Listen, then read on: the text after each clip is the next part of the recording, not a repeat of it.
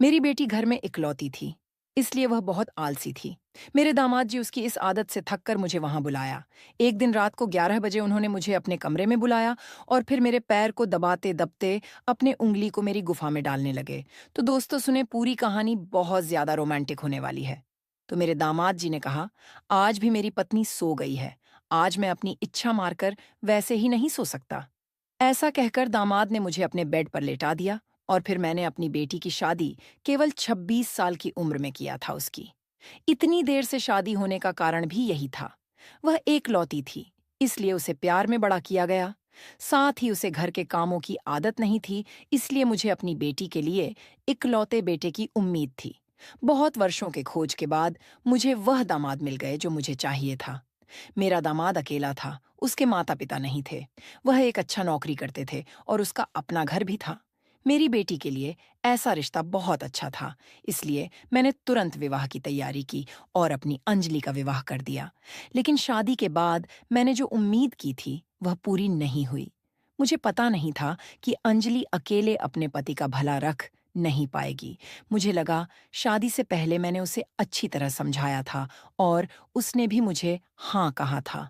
अब शादी के कुछ महीने बाद मुझे उसकी कुछ शिकायतें सुनने को मिल रही थीं। पहले तो मेरे दामाद जी ने अपनी पत्नी की अलसीपना को सहा, लेकिन अब दोनों घरों के काम को देखते-देखते थक गए थे। एक दिन मैंने अपनी बेटी की खबर लेने उसके घर जाने का निर्णय लिया था। मैं वहां 2 दिन रुकी। 2 दिन बाद जब मैं अपने घर लौटने लगी तो अंजलि ने मुझे रोक लिया।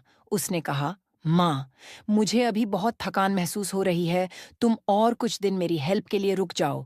घर जाकर तुम क्या करोगी? मैं अपनी बेटी की आलसी स्वभाव को जानती थी। पिछले 2 दिनों से मैंने देखा कि उसने तो मेरे आने के बाद तो बिल्कुल काम से दूर रहने लगी है।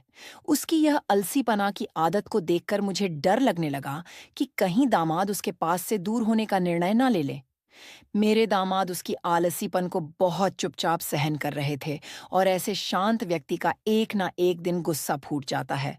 मुझे लगा कि मुझे समय रहते अपनी बेटी को सही दिशा में लाने की जरूरत है। इसलिए मैंने कुछ दिन और अंजलि के पास रुकने का फैसला किया। उस दिन शाम को दामाद जी ऑफिस से घर आए। मुझे अपने घर देखकर वह हैरान रह गए। मैंने उन्हें चाय दी तो उन्होंने कहा, सासू माँ, आप आज सुबह जाने वाली थीं, फिर अचानक अभी इधर कैसे? मैंने कहा कि क्या मेरे यहाँ रहने से आपको खुशी नहीं हो रही? उन्होंने कहा, नहीं, ऐसा कुछ नहीं है। कल रात को आप अपने घर जाने की जल्दी कर रही थीं, अब अचानक रुक गए हैं, इसलिए मैंने आपसे सवाल किया। उन्होंने आगे कहा कि आप यहाँ रहेंगी तो मुझे फायदा होगा, क्योंकि पिछले 2 दिनों से आपके हाथ के स्वादिष्ट खाने का आनंद ले रहा हूँ। शादी के बाद से अब मैं पेट भर भर कर खा रहा हूँ। दामाद जी की ये बात सुनकर मुझे समझ में आ गया कि अंजलि अपने पति का कितनी अच्छी तरह ख्याल रखती है। मैंने उन्हें बताया कि मैं कुछ दिन और उनकी देखभाल करने और अंजलि को घर के कुछ और काम सिखाने के लिए यहाँ रहूंगी। तब दामाद जी ने कहा, आप यहाँ हमेशा रहने लगी तो मुझे कोई समस्या नहीं है, क्योंकि आप घर में रहेंगी तो अंजलि भी आपकी तरह हो जाएगी। दामाद को मेरे यहाँ रहने में कोई परेशानी नहीं थी, इसलिए मैंने उनके घर रहना शुरू कर दिया। मेरी बेटी की शादी के बाद मैंने अपनी नौकरी से रिजाइन ले ली थी, क्योंकि अब मैं अकेली थी, इसलिए मुझे ज्यादा पैसों की जरूरत नहीं थी। अब मुझे पेंशन मिल रही थी और रहने के लिए मेरा अपना घर भी था, इसलिए मैंने ज्यादा मेहनत ना करके आराम करने का निर्णय लिया। देखते देखते मुझे अंजलि के पास कुछ दिन हो गए थे। पिछले 2 दिनों से मैं दामाद जी को रात में हॉल में देख रही थी। मुझे लगने लगा था कि दामाद जी और अंजलि के बीच कुछ मचान हुआ है। आखिरकार मुझसे न रहा गया। तीसरे दिन रात को दामाद जी को हॉल में देखकर मैं उनके पास गई और उनसे उनके हॉल में सोने का कारण पूछा। तब बिना कुछ कहे उन्होंने मेरा हाथ पकड़कर मुझे उनकी कमरे में ले गए। वहां जाकर उन्होंने कहा, सासू माँ, आप देख रही हैं कि आपकी बेटी कितनी गहरी नींद में है। अब तो हमारी शादी को 4 महीने हो गए हैं और अंजलि ने 4 महीनों में ही 4 साल बना दिए हैं। पति को भी समय देना चाहिए, यह तो उसे पता होना चाहिए। उसे अपनी नींद इतनी प्रिय है, यह तो मुझे समझ में नहीं आ रहा। सच में यह अंजलि की पहली शादी है, क्योंकि उसे मुझ में कोई भी इंटरेस्ट नहीं दिखाई दे रही थी। अब उसे रोज रोज एक ही चीज समझाते समझाते मेरा सिर दर्द होने लगा है। इसलिए मैं अपने हॉल में जाकर सो जाता हूँ। दामाद जी की बातें सुनकर मैं बहुत हैरान हो गई थी। मेरे दामाद जी, मेरी बेटी से बिल्कुल भी खुश नहीं थे। तब मैंने उन्हें कहा, आप बिल्कुल चिंता ना करें, मैं अंजलि को समझा दूंगी। दामाद जी और बेटी के रिश्तों के बारे में मुझे पता था, इसलिए मेरी आंखों से नींद उड़ गई थी। मुझे लग रहा था कब सुबह होगी और मैं अपनी बेटी से बात करूंगी। सुबह होते ही दामाद जी ऑफिस चले गए और मैंने अंजलि से बात करने का फैसला किया। मैंने उससे कहा, अंजलि, अब शादी के बाद पति को कैसे खुश रखा जाता है, यह बातें मुझे तुम्हें सिखानी होंगी। मैं देख रही हूं, तुम्हारी नींद इतनी गहरी कैसे हो गई है? क्या तुम्हारे पति को तुम्हारी नींद से थकावट नहीं हो रही? इस पर अंजलि ने कहा, माँ, तुम मेरी नींद के बारे में मत बोलो। मैं कितनी देर सोती हूँ। उस समय उसे अपनी गलती का एहसास नहीं था, लेकिन फिर भी मैंने उसे समझाने का कोशिश किया। उस दिन रात को मुझे दामाद जी हॉल में नहीं दिखे।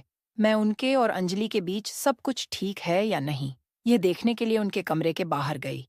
वहां जाकर मैंने उनके कमरे के अंदर झांका। अंदर देखा, दामाद जी मुझे कमरे की खिड़की में खड़े दिखे और अंजलि गहरी नींद में थी। मेरी समझाने का उन पर कोई असर नहीं पड़ा था। जब मैं वहां से निकलने लगी तो अचानक मेरे साड़ी के पल्लू फंस गया और मुझे जोर से झटका लगा। मैं नीचे गिर गई। मेरी आवाज सुनकर दामाद जी दौड़ते हुए बाहर आए और मुझे गिरा हुआ देखकर मेरे पास आए। उन्होंने कहा, सासू माँ, इस समय आप हमारे कमरे के बाहर क्या कर रही थीं? मैंने कहा, सुबह मैंने अंजलि को वह सब बातें समझाई थीं। क्या वह आज भी सोई है? यह देखने आई थी। तब उन्होंने कहा, अंजलि को कितना भी समझाया जाए, उसका कुछ भी फायदा नहीं होगा। मैंने तो अब उसका नाच छोड़ दिया है। आप बेवजह उसे टेंशन ना दें। उसके कारण ही आपके पैरों में चोट लगी है। इसके बाद दामाद ने मुझे उठाया। उन्होंने मेरा एक हाथ अपने कंधे पर रखा और दूसरा हाथ मेरे कमर पर। वह मुझे मेरे कमरे तक ले जाने लगे। मेरे कमरे में आते ही दामाद ने मेरे पैर दबाने शुरू कर दिए। दामाद के छूटे ही मैं शर्मा गई थी। उन्होंने कहा, आपको शर्माने की कोई जरूरत नहीं है। दामाद जी बहुत बिंदास स्वभाव के थे, लेकिन मेरे लिए यह सब नया था। कितनी भी स्थिति हो, हमारा एक मान सम्मान का रिश्ता था। तब मैंने दामाद जी को नहीं कहा, लेकिन वे मेरे घुटनों तक मेरे पैरों को दबाने लगे। उस समय दामाद जी की नजरें मुझ पर अलग ढंग से घूम रही थीं। धीरे धीरे दामाद जी की नजरें मेरी तरफ घूमने लगी थीं और मुझे उस समय इसका एहसास नहीं हुआ। मैं अभी भी दिखने में सुंदर हूं और मेरा शरीर पहले जैसा ही है। तब मेरे पैर छूने के दौरान दामाद ने कहा कि सासू माँ, आपकी बेटी से ज्यादा आप थकी हुई नहीं दिख रही हैं। आप तो अभी भी खूबसूरत और जवान दिख रही हैं। दामाद जी की बात सुनकर मैं बस मुस्कुरा दी। इसके बाद के दिनों में मैं अंजलि को हर चीज सिखाने की कोशिश कर रही थी और वह धीरे धीरे मुझसे घर के काम सीखने लगी थी। मेरी बेटी के घर से जाने के बाद से मैं 2 समय का खाना बनाना भूल जाती थी। एक रात मैंने बर्तनों की आवाज सुनी और मैं तुरंत कमरे से बाहर निकली। मैंने देखा कि दामाद जी खाने की थाली लेकर किचन से बाहर निकल रहे थे। मुझे देखकर वे चौंक गए। मैंने उनसे पूछा कि वे इतनी रात को खाने की थाली लेकर कहाँ जा रहे हैं। उन्होंने कहा कि मुझे रात में भूख लगी है और मैंने जो स्वादिष्ट व्यंजन बनाए हैं, उनका स्वाद मुझे अचानक याद आ गया है। इसलिए मैंने कहा कि चलो हम दोनों साथ में बैठकर खाते हैं। दामाद जी ने मेरा हाथ पकड़कर मुझे टेबल कुर्सी पर बैठाया और मुझे खाना परोसने लगे। जब वे मुझे खाना परोस रहे थे, तो उनका एक पैर मेरे पैर पर था और वे मुझे बार बार मेरी आंखों में देख रहे थे। मैं उनकी सांस हूं, लेकिन उन्हें यह बात याद नहीं रही। मैंने खाना खाया और फिर पानी पिया और दामाद जी से कहा कि मेरा पेट भर गया है, लेकिन दामाद ने मुझसे और खाने के लिए जिद करने लगे और मैंने उन्हें खाना परोस दी। वे मुझसे बहुत अजीब तरीके से व्यवहार कर रहे थे, लेकिन मैं उन्हें मना नहीं कर सकी। मैंने दामाद जी से कहा कि कल कुछ छात्रों ने हमारे घर को किराए पर लेने के लिए आने को कह रहे थे और हमारे घर का ऊपर का कमरा खाली है। क्या हम ये कमरा किराए पर दे सकते हैं? लेकिन दामाद जी ने मना कर दिया और मैंने कुछ और नहीं कहा। अगली रात दामाद जी ने हद पार कर दी। वह मेरे कमरे में आ गए और मेरा हाथ पकड़कर मुझे अपने कमरे में ले गया। मैं बहुत घबरा गई थी और मैंने उनसे कहा कि यह क्या हो रहे हैं। दामाद जी उन्होंने मुझे एक नाइटी ड्रेस दी और कहा कि इसे पहन कर आओ। मैं उनकी बात सुनकर हैरान रह गई। मैंने उनसे कहा कि तुम यह क्या बोल रहे हो? मैं तुम्हारी सास हूं और तुम्हें यह नहीं भूलना चाहिए। लेकिन उन्होंने कहा कि अंजलि तो सो गई है और मुझे अपने घर की बाकी चीजें तुमसे ही पूरी करनी होंगी। यह नाइटी मैं अंजलि के लिए लाया था, लेकिन वह इसे ना पहन सकी। आप ही मुझे यह नाइटी ड्रेस पहनकर दिखाओ।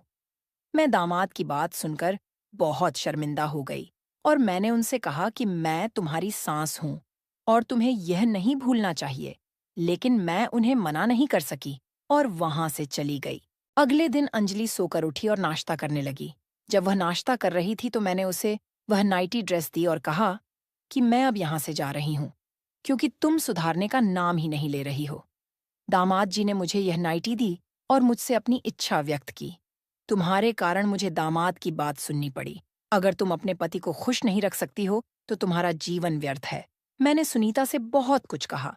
मेरी बातें सुनकर वह रोने लगी और कहने लगी, माँ, तुम कुछ दिनों से मुझे मेरे भले के लिए समझाने की कोशिश कर रही हो और मुझे सब समझ में आ रहा है, लेकिन मैं क्या करूं?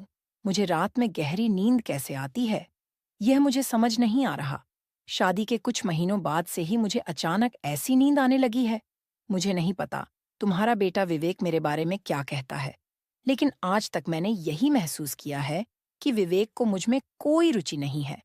तब मैंने सोचा कि अंजलि अपने पति के बारे में झूठ बोल रही है या दामाद जी अपनी पत्नी के बारे में यह समझना असंभव था।